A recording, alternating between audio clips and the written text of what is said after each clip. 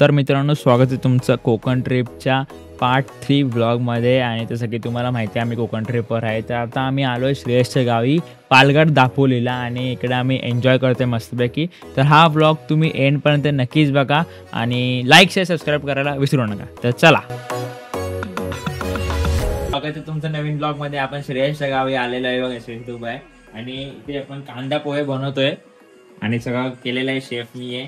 तर बघा कसे बनवतो मस्त की पहिले कांदा बिंदा बटाटे वगैरे कापून घेतले, राई जिरे टाकलेलं आहे, थोडं तेल तापलं असेल कदाचित, तापलेलं आहे, गेलेला आहे. हे फेस निघाला, मिरची टाकूया पटकन, कांदा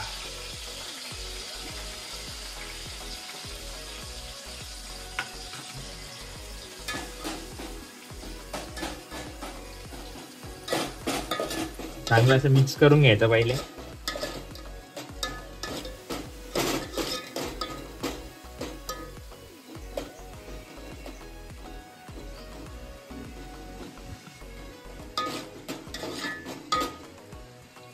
थांब ना, दाखवूया पुढे करूया, स्टॉप कर थोडा. मित्रांनो, हे कांदा पण जो टाकलेला आहे तो थोडा ब्राउनिश होईपर्यंत आपल्याला मिक्स करून घ्यायचा आहे प्रॉपर. आणि ब्राउनी झाल्यावर बटाटे टाकायचे, म्हणजे हळद आणि बटाटे टाकायचे. पण तुमच्यावर आहे, बटाटे नाही टाकले तरी चालतील, शेंगदाणे टाकले तरी चालतील. आम्ही सगळं ऑप्शन आम्ही एकदम मिक्स करतो, म्हणजे असं चांगलं वाटेल. तर पहिले कांदा होऊन दे ब्राउनिश, नंतर पुढची प्रोसिजर दाखवूया. तर भाई लोक, तुम्ही बघितलं आता तुमचा व्लॉगर जे पण बनवते सध्या त्याचा पप्पांचा फोन आलाय. तोपर्यंत मी तुम्हाला श्रेयसचं घर दाखवून घेतो. छोटासा हाऊस टूर करूया आपण. सर्वात पहिले आपण सुरू करूया रोहितच्या गाडीने. नंतर ही श्रेयसची बाईक ही इथेच असते गावी, आणि हे आहे श्रेयसचं घर. असं बाहेरून असं दिसतं भाई. आतमध्ये पण जाऊया आपण. आतमध्ये सध्या भाई हे 2 दरवाजे, त्याच्यातला हा आहे मंदिराचा दरवाजा आणि हा आहे लिव्हिंग रूम म्हणजे बोलू शकता तुम्ही. इकडे सगळे आम्ही सध्या हे सगळं इथेच ठेवलंय. बघू नका, ते अवॉइड करा. हे आम्ही व्हिडिओज एक्सपोर्ट करत होतो फोनमधले. आणि तुम्हाला आता दाखवतो देवारा. ह्याची लाईट कुठे आहे भाई? हां, इथे आहे भाई. हे हा आहे इकडे देवारा याचा. ते खूप सारे वेगवेगळे देव ठेवले तिथे. मला एवढं माहिती नाही, मी अजून विचारलं नाही, कारण की आमचा हा दुसरा दिवस आहे इथे. आणि इकडे विठ्ठलांची पण एक अशी पेंटिंग किंवा असं काहीतरी चिटकवल्यासारखं वाटतंय. पुढे जाऊया आपण. पुढे हे परत इग्नोर करा. इथे बेड आहेत, आम्ही काल रात्री इथेच झोपलेलो. असं आलो, लेट आलो थोडासा म्हणून झोपलो इथेच. ही आहे फर्स्ट बेडरूम. फर्स्ट म्हणजे काय, 2च आहे, तिकडे एक आहे इकडे एक आहे. आणि हे हा ब्लॉगर बोलवतोय आपल्याला. रूम टूर करत होतो थोडासा मी. हा, तर नेक्स्ट प्रोसेस सुरू झालेली आहे ह्याची. हळद टाकून घ्यायची, जास्त नाही टाकायची, थोडीफार टाकायची. गाडी चालू करते, कनेक्ट कर परत. बटाटे टाकायचे,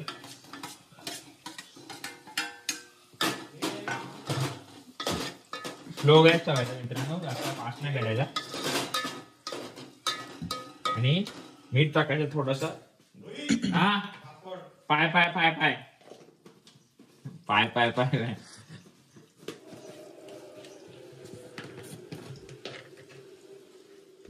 चवीनुसार टाकायचंय. बघा, माझा आता हात बसलेला आहे तर मी माझ्या हाताने टाकतो. तुमचा हात बसलेला नसेल तर चमचाचा वापर करावा.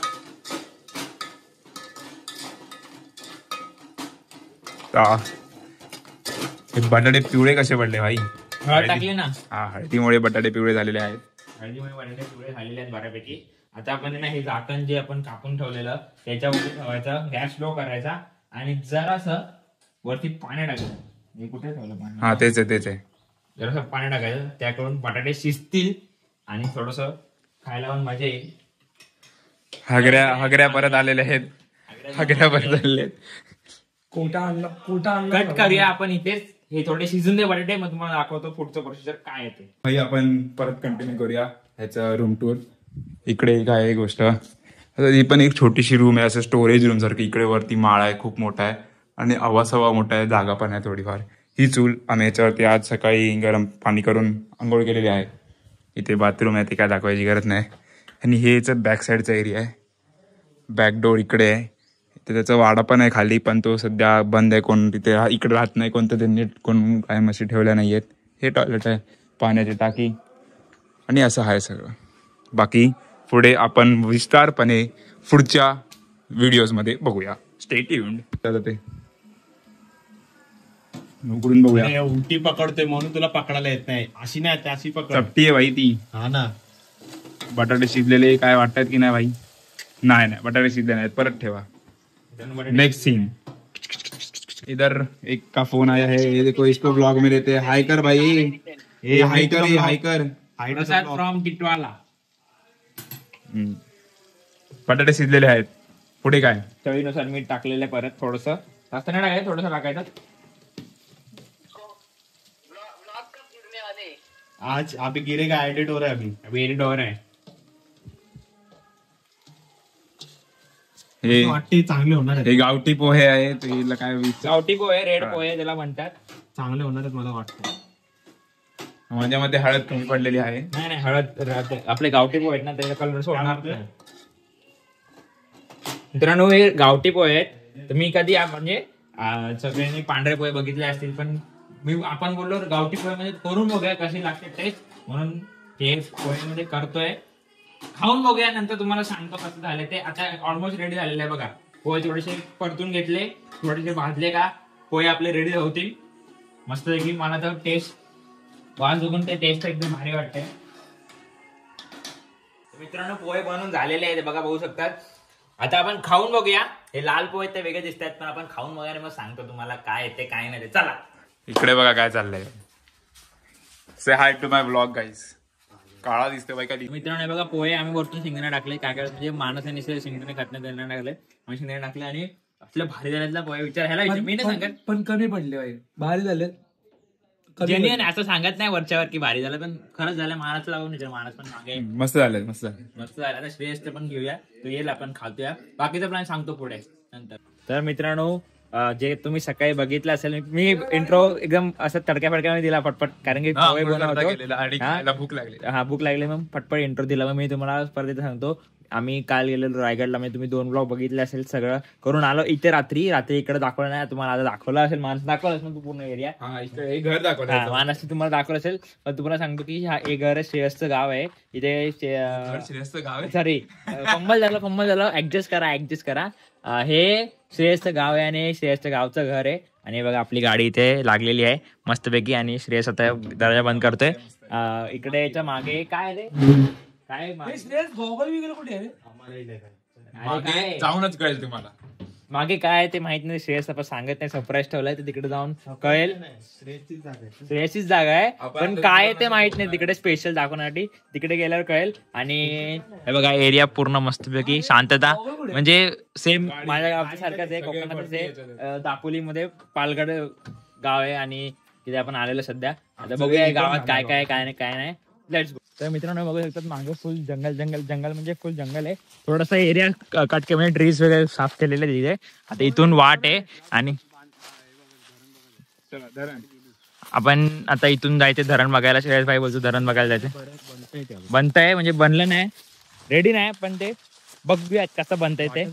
Let's go. हा आहे श्रेयसचा वाडा. इथे पहिले बैल वगैरे ठेवायचे. आता काय तिकडे एवढं म्हणजे इथे एवढं शेती वगैरे करत नाही, म्हणून ते आता काय त्यांनी डेव्हलप नाही केलं. ते बघा हा असा वाडा आहे. चला तर मित्रांनो, आपण इथे चालत पोहोचलोय. म्हणजे डॅमवर जिकडे काम चालू आहे श्रेयसचा, तिकडे चाललोय. पण मला एक तुम्हाला गोष्ट सांगायची होती. म्हणजे काल मागचा ब्लॉग तुम्ही जो बघितलेला होता, त्यामध्ये आम्ही रायगडला गेलेलो. पण आम्ही तुम्हाला उद्या प्रॉपर दाखवू शकलो ना रायगड म्हणजे काय काय होतं, कारण की आम्ही चालत गेलेलो आणि आपण लेट चढायला चालू केलेलं. तर जर तुम्हाला जायचं असेल रायगडला, तर तुम्ही ना चालत जायचं असेल, म्हणजे तुमची इच्छा असेल चालत जायची, तर सकाळी लवकर 7-8 वाजता निघा चालायला. तेव्हा जाऊन तुम्ही 12 वाजेपर्यंत पोहोचाल.